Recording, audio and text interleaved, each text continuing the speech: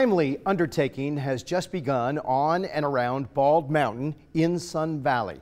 Foresters with the Sawtooth National Forest say the health of the forest on Baldy, the mountain, home to one of the world's most decorated ski resorts located here in the Gem State, is in decline. So much so that the number of dead and dying trees has, quote, raised concerns about the long-term sustainability of the forests and the safety of the resort.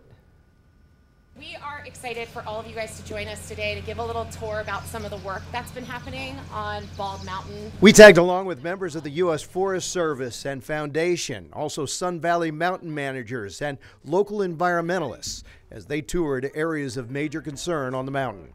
It has been a community and collaborative event. The event Zach Poff with the Ketchum Ranger District is talking about is an undertaking called the Bald Mountain Stewardship Project. A 10-year effort funded federally and locally with the goal to remove dead and diseased trees and also to plant trees and study the insect infestation that has devastated large swaths of the forest due to long periods of drought. It's a 920-acre project that those who push for it say is critical to saving and healing one of the most beautiful and important mountains in all of Idaho. It's what fuels this local economy. It's what fuels the local economy both for the valley but also on a regional basis. It provides tourism, the businesses that are here. It's the view shed, it's the backdrop and really the heart of the community. 2 years ago, when Wood River Valley residents saw the mountain turning brown from disease, they started talking and recruiting forestry experts from the state and national level, along with local foundations to help come up with a plan.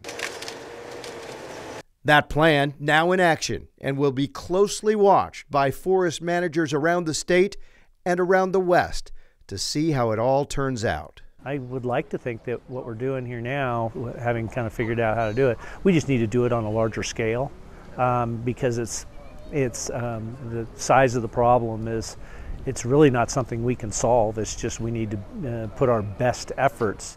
My hope would be that the Bald Mountain that we see today behind us is the same view that the community and that visitors to this area are able to see 20, 30, 40 years from now.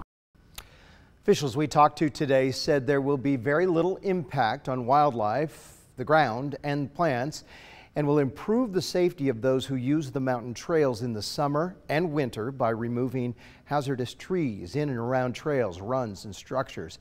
Quite an undertaking sparked by a community dedicated to preserving their majestic and essential Bald Mountain.